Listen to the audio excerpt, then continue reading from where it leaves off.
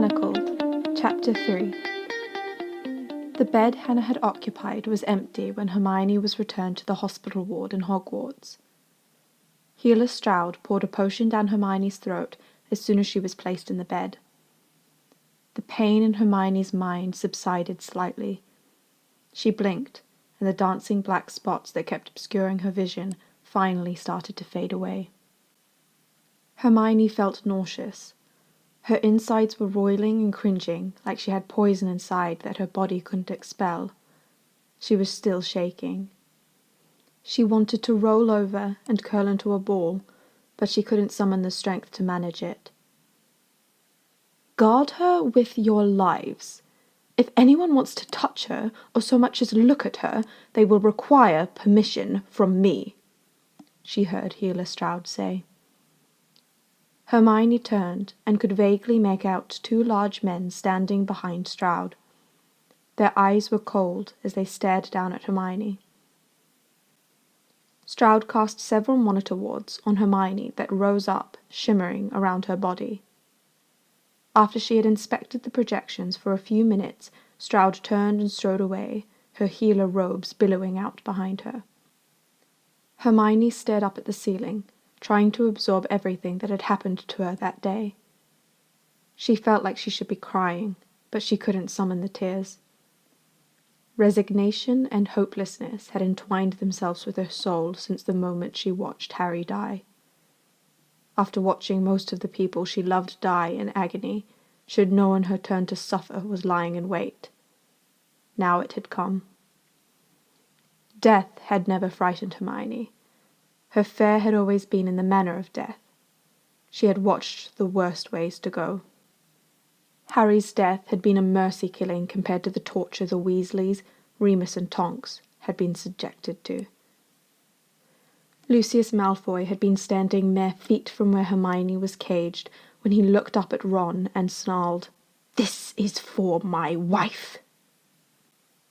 Then he cast a curse that had turned Ron's blood gradually into molten lead. Hermione watched as the curse slowly crept through Ron's body, destroying him from the inside out. She had been helpless to do anything, helpless to spare him in any way. Arthur Weasley had been left permanently addled by a curse during the war. He cried, not even understanding why he was in pain or that he was dying. They had left Molly for last, so she'd watch all her children die. Remus had lasted hours longer than anyone else. His lycanthropy kept healing him until he just hung there, unresponsive. Finally someone shot the killing curse at him, out of boredom. The deaths had replayed themselves before Hermione's eyes so many times that she would have thought that eventually the pain of them would ease. It never did. Each time felt just as sharp, just as fresh. A wound that would never heal. Survivor's guilt, she thought. That was the Muggle term for it. Such a paltry description. It didn't capture even a fraction of the breadth of agony in her soul. For Hermione, being bred by a Death Eater was a fate that had never even occurred to her. Being raped, the risk had been considered. This felt like rape in slow motion. However, the situation was far more complex than simply that. Whatever she had hidden in her mind, it had been important. More important to her than anything else. She couldn't let it fall into Voldemort's hands. She wasn't afraid of having her corpse rot in the Great Hall. That fate was nothing compared to giving up what she was protecting, or compared to being raped and forced to carry a child that would be torn from her the moment it was born. Escaping, she realized, was likely a luxury she couldn't afford to pursue. The important thing would be to die quickly, before she could be stopped and kept from further attempts. She lay quietly in bed and schemed. The days passed slowly. None of the prisoners brought into the hospital ward dared speak to Hermione with the guards constantly beside her bed. Healers arrived several times a day to appraise and treat her. They took vials of blood and a bit of hair away for analysis. A therapist arrived to treat Hermione for the torture, for the tremors. Eventually, most of the intermittent spasming stopped. Hermione's fingers still tended to twitch spastically at unexpected sounds. She wasn't used to noise anymore. She remembered life being full of noise in the past, in classes, at meals, in a hospital ward after battles. Now any unexpected sound caught her off guard. The banging of a door, or clatter of boots, the sound waves from them.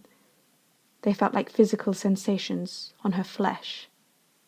She'd twitch. The nervous mind healer came frequently with Healer Stroud to examine Hermione's brain and psychological condition. There were concerns about her overall stability. They'd cast simulation spells on her brain to see how she'd react to crowds, tight spaces, physical contact, gore. If she was going to mentally snap, they wanted her to do it in the hospital wing. Apparently, despite the twitching, Hermione was regarded as stable enough. When the most severe torture tremors stopped after 4 days of therapy, they decided she was ready for training. On the 5th day, she was released from the hospital wing. The guards took her straight to the Great Hall. There were rows and rows of chairs, arranged facing the front of the hall. The chairs were filled with women dressed in drab grey dresses. Umbridge was standing on the platform in the front, speaking with saccharine cheer. She was dressed in a subdued shade of pink, with a large pendant hanging from her neck. One of her hands was heavily bandaged. You have been chosen to help build the future that our Dark Lord has envisioned. You have been granted the privilege of bringing it forth, she said, and simpered. You are the few found worthy of it. Umbridge sounded mechanical, staring down at the girls with eyes glittering with hatred. The false smile plastered firmly across her face. Her eyes kept flickering up towards a corner of the room.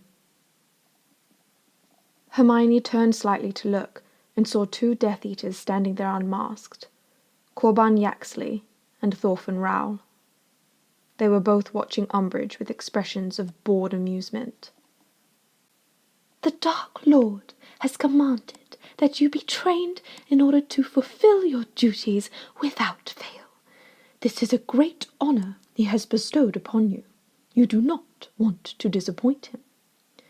You are important to the Dark Lord. Because of that, you must be protected from others as well as yourselves. Umbridge's smile suddenly sharpened, showing a malicious edge. She gestured toward the back, and Yaxley and Rowell came forward. Umbridge turned to the prison guards lined up along a wall. Stun them all. Be thorough about it. A few of the seated women cringed or tried to shy away, but most of them barely moved as guards started hexing them. The bodies slumped down in the chairs or fell forward onto the ground. Hermione was standing toward the back. She watched the girls fall. She recognized a handful of them: Hannah Abbott, Parvati Patil, Angelina Johnson, Katie Bell, Cho Chang, and Romilda Vane. Hermione thought some of the others might have been in the older and younger years in Hogwarts. There were a few slightly older women too, although no one who appeared over 30. There were nearly 100 of them. Umbridge saw Hermione standing toward the back. Stun her too, Umbridge said, glaring venomously at Hermione. They hesitated. Healer Stroud appeared from the periphery of Hermione's vision. "Do it," she said, with a sharp nod of approval. Hermione was knocked out before she could brace herself. Renovate. Hermione sat up groggily. She had been moved and found herself lying beside the rest of the girls. They were laid out in rows. Some were still unconscious, and the guards went down the line, waking them. Others were sitting, staring at the manacles around their wrists. Hermione looked down at her own.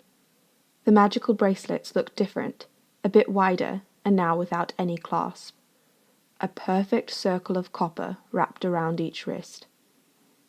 Property of the High Reeve was engraved into the shining surface on both of the manacles. Of greater concern to Hermione was the cold object beneath the metal that she could feel pressing slightly against her inner wrists. The manacles were so closely fitted she couldn't peer under to discern what it was. It was clear.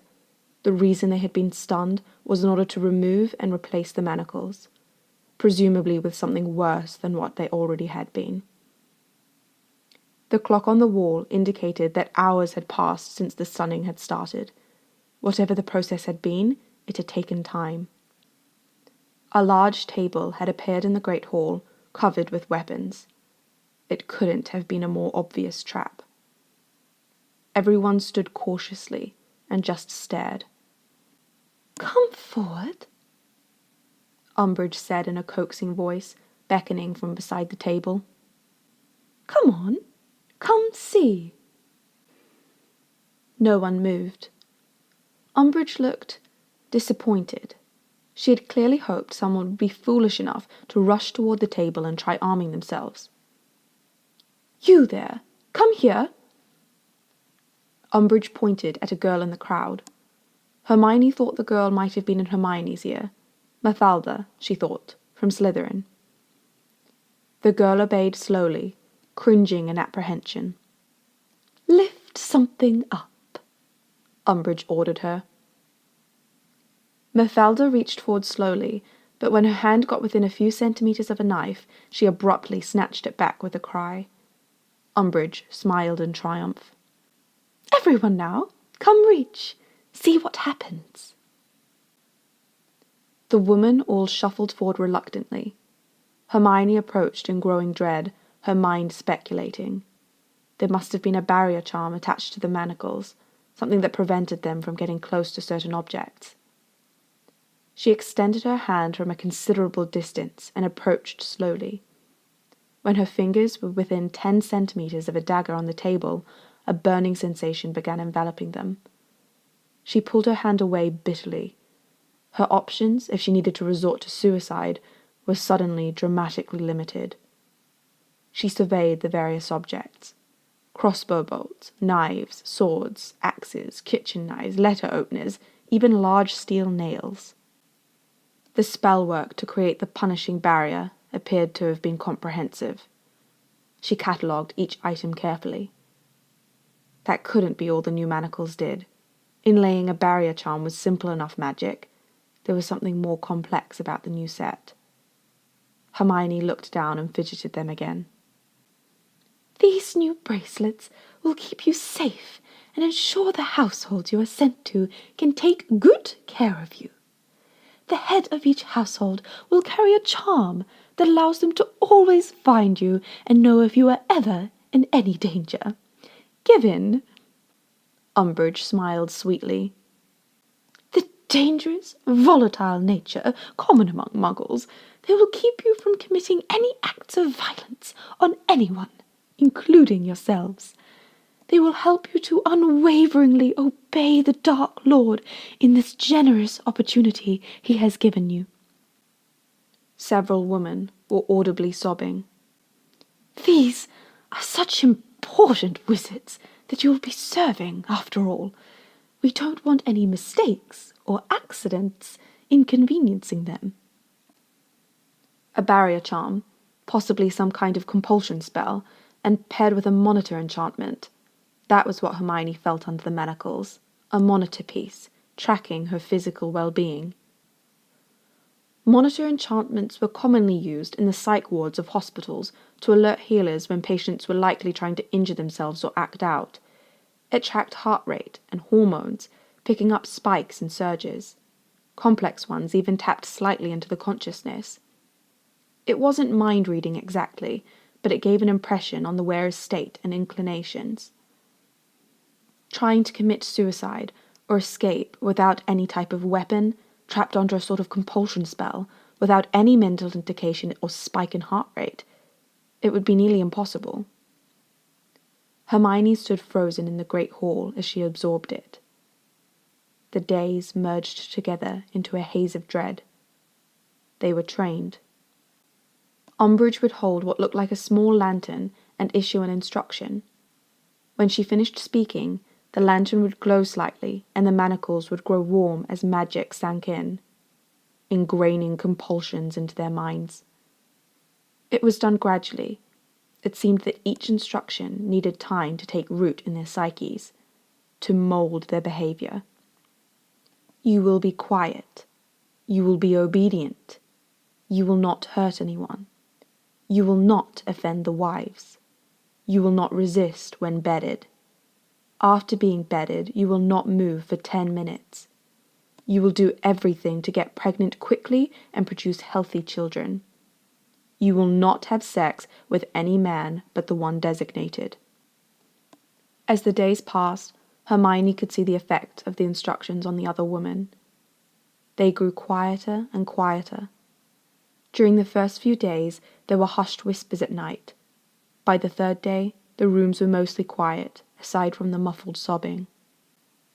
Hermione was kept slightly apart from all the others. There was always a guard flanking her. Umbridge stayed far away from Hermione, although her eyes would flash toward Hermione in triumph each time a new compulsion was laid. Whatever dark magic being used to enable the compulsion spell was, it was delicate. With each new instruction, the healers would sweep in and run diagnostics over the girls. One day, one of the girls abruptly snapped and stood up screaming. She seized her chair and whipped it up into the air before smashing it down onto the woman beside her. By the time the guards had stunned the screaming girl and dragged her away, the woman's shoulder was shattered. There may have been further instructions planned, but after that event, Healer Stroud decided that what they had been programmed with was sufficient. Hermione lay in the dark each night and plotted. If she couldn't escape, her best hope would be of dying at the wand point of the High Reeve.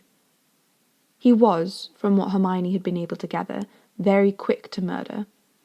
If she could provoke him to act without thinking, he might kill her before he could stop himself. If she succeeded, Voldemort might then kill the High Reeve, making the world a better place by far. She would have to be quick about it. Clever. If he were as good a legilimens as Snape claimed, the High Reeve would find the intention in her mind. Perhaps it wouldn't matter. Someone so hate-filled, they were probably far quicker with their emotions than their reason.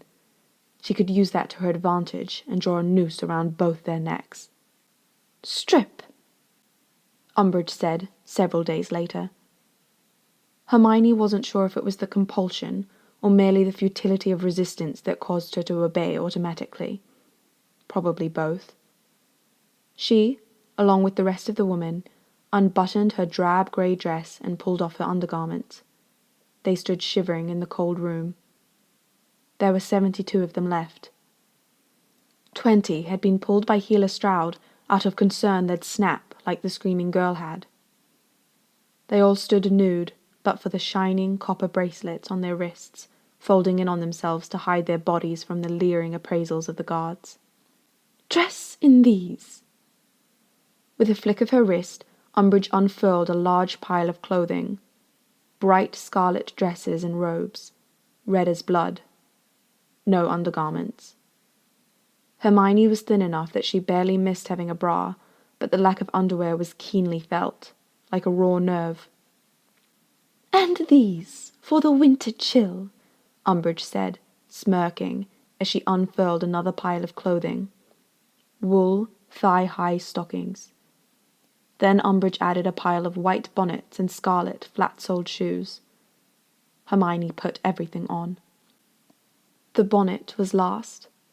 The wings of it blocked her peripheral vision almost entirely, muffled her hearing. She could only see straight ahead. If she wanted to look at anything to her left or right, she had to turn her head overtly.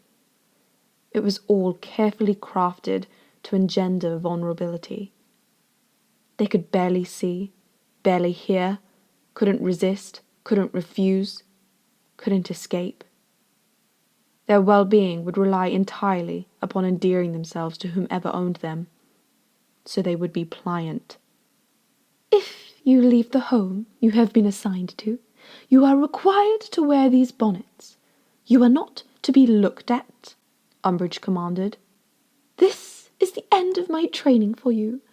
I cannot wait to see the children brought forth. Umbridge's eyes were locked on Hermione's face, the hatred in them so thick Hermione could almost feel it glazing on her skin. Umbridge smiled a cold, gleeful smile, and then turned and left. Someone brushed Hermione's arm, someone so close that even turning she couldn't see who it was with the obscuring wings in the way. "I'm so sorry," Angelina's voice whispered. Angelina's voice broke, like she was suppressing a sob. "You were right. We should have listened to you." Hermione opened her mouth to ask Angelina what she meant. Before she could get the question out, a hard hand closed around her arm. She found herself dragged away into a small room. Healer Stroud sank behind a large desk piled high with paperwork. She had a file laid open before her that appeared to feature a calendar. The squares were filled with checks to mark off the days. Hermione realized it was mid-November in 2004. She hadn't realized the date until that moment. "Miss Granger," Healer Stroud said as she looked up, "I am quite pleased I was able to keep you in the program." Hermione said nothing. She stared woodenly at the woman before her. "I realize that you did not choose this, but given the side you chose in the war, surely you're pleased to have your magical abilities acknowledged." Stroud studied Hermione, her eyes bright and her expression strangely warm. "There will be no more Sacred 28 after this. Future generations will simply be magical. I am certain you can see the advantage to it." Hermione stood there, marveling internally at the twisted logic the woman before her employed to clear her conscience. It took her several seconds to realize that a reply was in order, judging by Stroud's expression, expected. "You're sending me off to be raped, and you want me to see the advantage of it?" she finally said, arching her eyebrows up. Healer Stroud's eyes flashed briefly and grew cold. "I am not responsible for all the decisions regarding security. It may surprise you to hear it, but I am quite invested in your health and happiness." "Even if I was sterile?" Hermione looked down and studied the upside-down calendar, trying to read the numbers and ascertain the exact date. The bright white paper blurred in her vision and made her eyes ache. Healer Stroud rolled her eyes and sighed. "Clearly, there is no reasoning with you. You are still too emotional about everything. Perhaps someday a witch with your intelligence will come to appreciate what I am trying to do." Hermione said nothing. She squinted and tried to read the calendar again. Her fingers twitched. Healer Stroud dropped a file on top of the dates and stood up. Hermione looked up. "The Dark Lord is eager for you to be under the supervision of someone capable of monitoring your memories.